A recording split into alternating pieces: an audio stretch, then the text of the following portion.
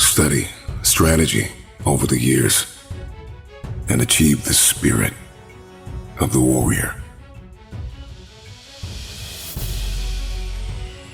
Today is a victory over yourself of yesterday. Tomorrow is your victory over lesser men. There is a student mentality in all of us that must be tapped into.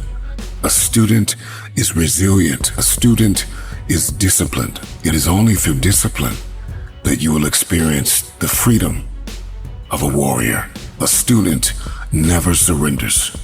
See, the strategy is the plan. The strategy, the game plan, the plan of action, the recipe, the how must be studied before the first step is taken. I am convinced that so many of us lose because of what we were not willing to study. We must grow a discipline to deliberately investigate what we are getting ready to enter into. We must be calculated as we enter into new seasons, into new relationships. This is the road to becoming a warrior. An experienced, skilled, and calculated soldier. A fighter, a game changer, somebody who refuses to stay down. This is somebody who is set apart from those who operate in the realm of normalcy. This is somebody who is above and beyond. We got a bit of a work ethic to go after it. A student is a disciple, and a disciple is disciplined. Disciplined to achieve the spirit of the warrior. They are perfectly positioned for victory daily. Discipline is an invitation out of normalcy. A man who studies is a man who is allergic to average.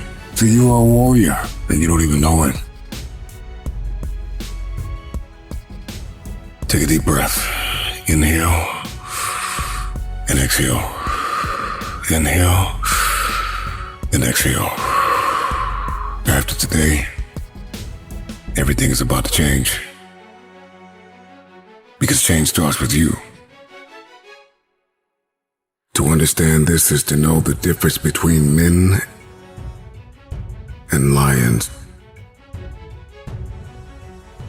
You must understand that there is more than one path to the top of the mountain.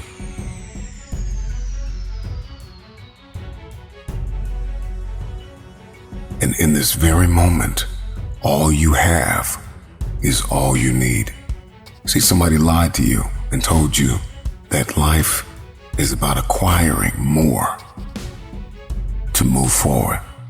What if I told you that getting to the top of the mountain was not about acquiring more, but about becoming more? That if you can become, then you will find your authentic path to the top. Everybody wants to go to the top, but nobody wants to discover new ways to climb there. Find your authenticity. Discover your identity.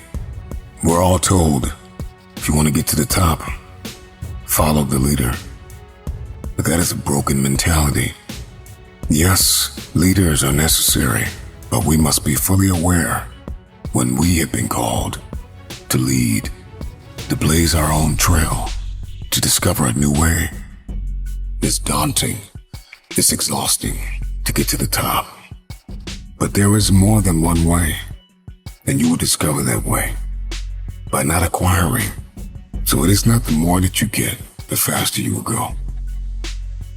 It is the more you become, the quicker you will elevate. And so getting to the top of the mountain has more to do with becoming than acquiring. What is your mountain? What is your trial? Who is the giant standing in front of you? Name it and defeat it. The climb is just as important as the arrival. The top is the end game, but the process is what will make you. Think lightly of yourself and deeply of this world. Life begins at the end of your comfort zone, at the end of your ego and your insecurities. But when you come to the end of yourself and the beginning of the understanding of our world, why we are here, and what is our purpose, then all of a sudden everything changes. Think lightly of yourself and deeply of the world. The world is vast. Over 7.5 billion people walk the face of this planet. There is so much here. Creation, the antelope, the trees, the mountains, the stars, people from every nation, in every tongue. We have economy, we have industry, we have technology. We are more advanced than ever before. So take a moment and agree never to self-sabotage yourself. No more self-condemnation. That you cease to see the opportunities in this world. How beautiful our planet is.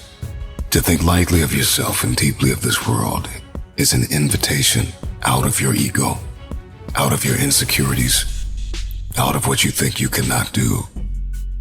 It is to look beyond your program. It is to think of your legacy. It is to think of what you will leave behind. It is to think of your contribution and your impact. Even in this moment, in the midst of trial, in the midst of tribulation, ask yourself the question, what can I contribute?